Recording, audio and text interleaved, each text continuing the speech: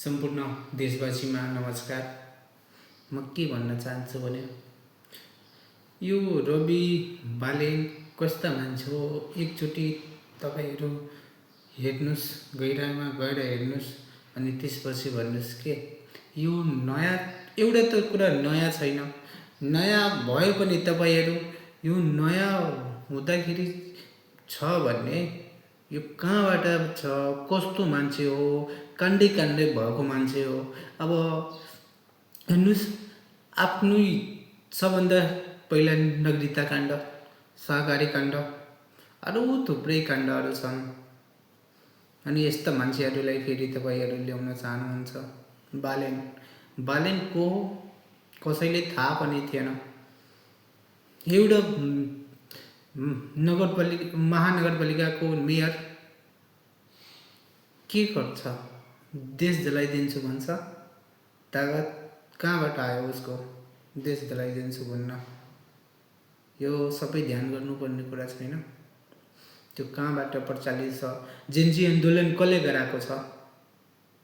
जेन्जीको अब यस्तै भन्दाखेरि जसले जेन्जीहरूलाई मार्यो, जसले जेन्जीलाई उक्सायो, जसले जेन्जीलाई ल्यायो, आज त्यही सत्तामा गएर त्यो जेन्जीको माग पुरा गर्छ। कसले जेन्जीलाई मार्यो, कसले जेन्जी आन्दोलन गरायो, सबै कहाँ छ? सबैले थाहा छ, राजपामा छ। अनि फेरि त्यो सत्तामा गएपछि त्यो आफ्नो जति काण्ड गरेको हुन्छ त्यो छोड्छ, सबै लुकाइदिन्छ। अनि त्यसपछि को दोषी हुन्छ? हाम्रो पुलिस दोषी हो। पुलिस हाम्रो देश दोषी हो। गोली चलाएको छ त्यही भएर हो कि आवश्यकता थिएन गोली चलाउन? एकदमै आवश्यकता थियो गोली चलाउनलाई। तर यसमा जसले ह्याक गरेको थियो त्यो त्यसलाई समात्नुपर्छ। त्यो ह्याक कसले गरेको थियो, कसले ह्याक गरेको थियो? सबैलाई थाहा छ कहाँबाट प्रचलित छ, कसले ह्याक गरेको छ, बाह्रवटा फाउन्डेसन कहाँ छ, सबैलाई थाहा छ। तब पनि हाय बालेन, हाय रवि, यो देशको धेरै नराम्रो कुरा देशको लागि। अहिले धेरै जटिल अवस्थामा छ हाम्रो देश। अहिले निस्किँदैन भने कहिले पनि निस्किँदैन।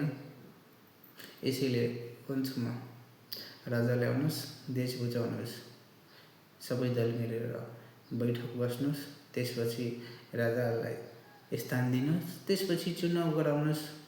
नत्र भने यो चुनाव भयो भने यो हाम्रो चुनाव नेपालीको चुनाव होइन, यो विदेशीको चुनाव हो।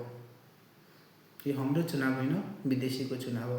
त्यसैले भन्छु म, पहिला सबै दल मिलेर बैठक बस्नुहोस्, त्यसपछि राजालाई राष्ट्रपतिको रूपमा राख्नुहोस्, त्यसपछि हामी चुनावमा जानुहोस्। केही गाह्रो छैन। हाम्रो देश पनि बच्यो, सबै कुरा बच्यो। तर यो प्रधानमन्त्री बारबारा फाउन्डेसनको प्रधानमन्त्री हो। यो राजपा बारबारा फाउन्डेसनबाट हो। त्यसैले भन्छु म, प्लिज भोट नहुन दिनु क्या। नमस्कार।